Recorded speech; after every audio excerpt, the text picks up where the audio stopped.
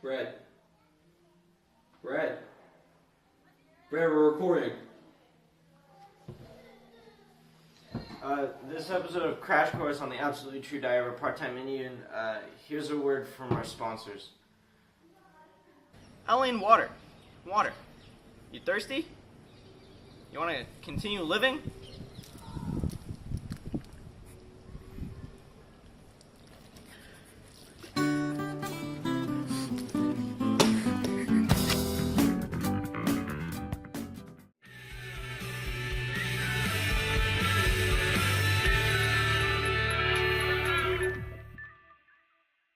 Today we will be focusing on the racial divide that is prevalent in Sherman Alexie's The Absolutely True Diary of a Part-Time Indian, which is loosely based off the struggles and hardships that he had to deal with throughout his life.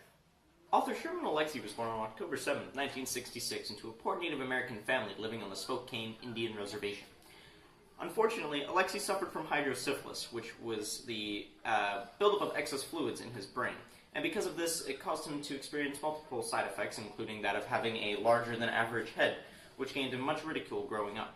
Eventually, Alexie left his high school on the Indian Reservation and moved to Reardon in Washington, where he went to a predominantly white high school where he defied all expectations, getting amazing grades, being a key member of their basketball team, as well as becoming class president.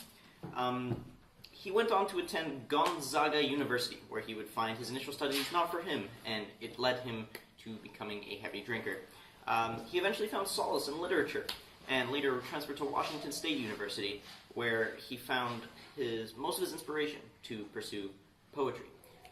In 1990, the magazine Hanging Loose published his work. After his success, he decided to put down the bottle indefinitely. The Absolutely True Diary of a Part-Time Indian takes place in two places in Washington State. For one, Reardon, the predominantly white small town, and secondly, the poverty-struck Spokane Indian Reservation. Now, our protagonist, Junior, his life basically emulates author Sherman Alexie's life almost to the T. They're both born with hydrocephalus, and they both end up leaving the reservation in search of a better education. Throughout the book, we learn about the extreme racism that Junior faces in both of the communities. For one, the natives resenting the whites for the atrocities that they put their people throughout the years, as well as the whites viewing the Native Americans as a lesser people. Now, some of these examples are the following. Now, for the first example and quote that we have Junior's initial description of Reardon. He says, "Reardon is a rich, white farm town that sits in the wheat fields exactly 22 miles away from the res. It's a hick town, I suppose, filled with farmers and rednecks and racist cops who'll stop every Indian that drives through." Now, we have a special guest, Hank Green, here to do a little bit of analysis on this quote. Thank you for having me on, John. Now, this quote beautifully reflects the tension between the two races. Junior's claims that the natives are stopped simply for driving while Indian is a great window into his psyche. We could tell the animosity that he harbors towards the whites through this. Before going to Reardon, Junior was afraid that he was going to experience extreme racism. This is displayed greatly in this sketch here, where it demonstrates that Junior thinks that he will not be welcome to his new school with large, scary men who would torment him simply for being natives. His prejudices are understandable, as his whole life it has been reinforced that whites hate him, and he should hate the whites too.